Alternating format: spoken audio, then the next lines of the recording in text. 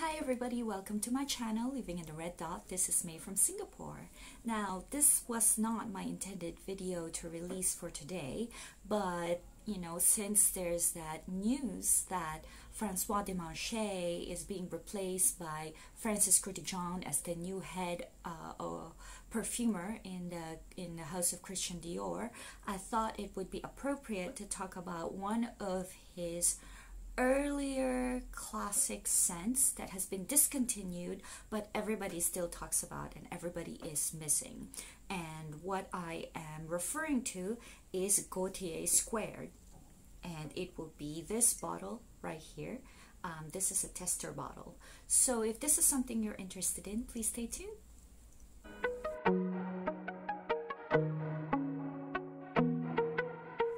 I'm a big fan of Francis Kurkdjian. He's had some great releases from his own house, Maison Francis Kurkdjian, Baccarat Rouge 540, Extrait, Grand Soir, and then he's had his old releases that he has made for other houses like Elisab, which has been much heralded, and of course there was also his work with the House of Gaultier.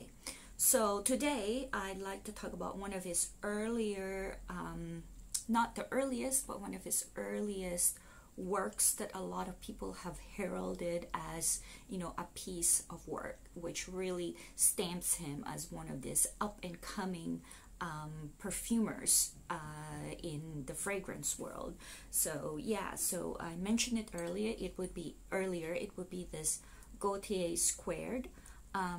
I did not think I would ever be fortunate enough to get a bottle of this, and this is a tester bottle, and I got it for a great deal. It was $15 that a lady was selling it, and I believe you can find this bottle at eBay going on for like $300 and up. So I'm just really lucky to have found this bottle and have it in my collection. Now, from what I understand, this came out in 2005, and what you had was actually two bottles. I think this is 120 ml, so 220 ml bottles, and they can go back to back. These are magnets, so you can stick them together. So basically, it's a unisex perfume, so it'll be a his and hers perfume. One of them you keep for yourself, and another one you give to your partner or your loved one. So that's the idea for this Gaultier Squared. I also happen to be fortunate enough to have small 3 ml bottles. The boxes came like this. It's pretty battered because it's really old. So I got it really cheap, and this are the cute little simple bottles right here, and even they had magnets, but they don't kind of line up properly, so basically they kind of clip like this. So the original would look like something like this. The original, by that I meant like the 120 ml bottle. So really cute. Yeah, so what does this perfume smell like? Now, as listed in Fragrantica, it had 3 notes. It had amber, vanilla, and musk. But when you smell it, and also when you listen to other fragrance reviewers, you will hear that they smell orange blossom, and I smell that as well. And I can see why it's there. It's very much a trademark of Francis Kurkdjian, especially when he was working on the earlier perfumes here in the House of Gaultier. You've got that Le Mal. I'll show you. I have this collection right here. This is the Gaultier collection. You got Le Mal right here. This, which is for him. Classique is for her. Fragile is also for her. And then you've got Gaultier Squared right here. So the earliest one is this one, which is the Classique EDT. which is very much centered around orange blossom. It's a very, very fragrant orange blossom, you know, very soapy, and that was released back in 1993.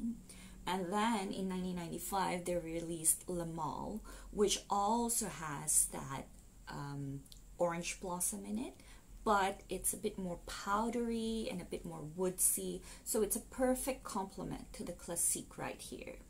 And then I'm not sure when this was released, the Fragile, maybe 1998 or something like that. It's not like these two, but I think this may have some orange blossoms as well, but it's a bit heavy, I think, on the ginger, so it has a bit of spice. Yeah, and then 2005 he released Gaultier Squared, which I think is like a combination of Classique and Le Male. So this Gaultier Squared, people herald it as a genius because it smells kind of niche. It 3 or 4 notes, and you've got this really, really rich, you know, balm-like perfume. It's just so round and so warm and so comfy, but it's like a little bit of spice.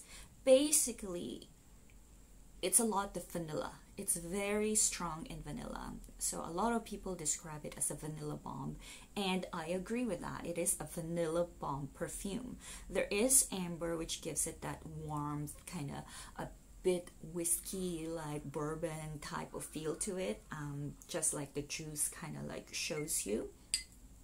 And then you've got that kind of like that orange blossom, which a lot of people describe as bubblegummy. So it's sweet, it's like candy, vanilla, but warm and full body. So this is just really a wonderful, wonderful smelling perfume.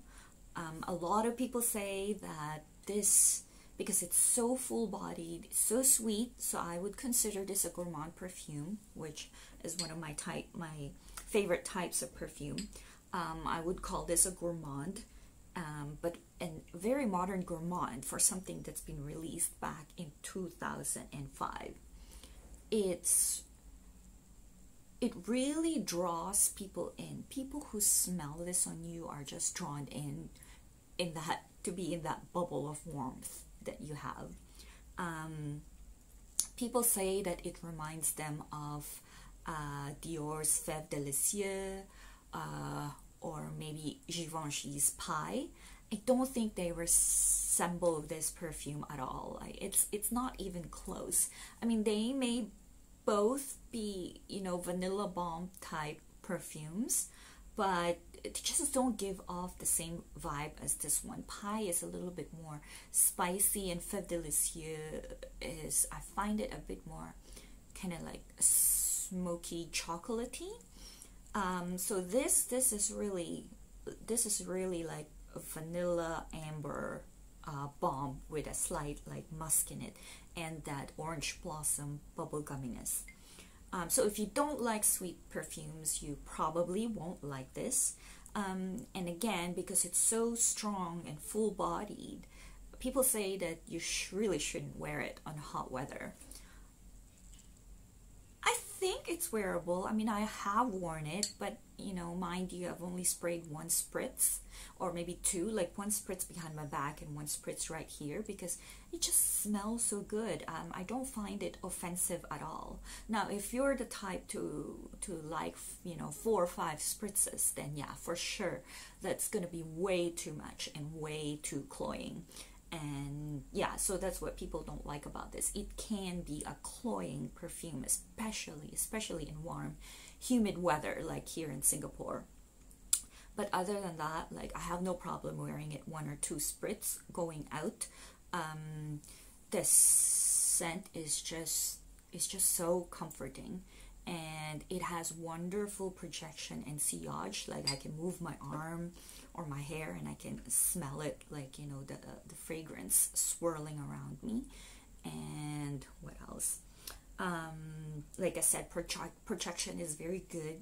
You know, it's warm, it's kind of sexy and cozy. it's bold. Basically, it's a bold perfume. So if you're gonna wear this perfume, you better want to be smelled, because people are going to smell you. Okay, so yeah. Francois Kurkdjian, big fan. I really like to see where he's gonna take, you know, the perfumes and the fragrances in the House of Dior.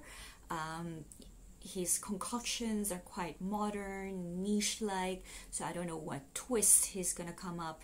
New flankers, new perfumes, reformulations. You know, Christian Dior is famous for that. So one of Demachy's last hurrah is the reformulation of the Miss Dior EDP 2021.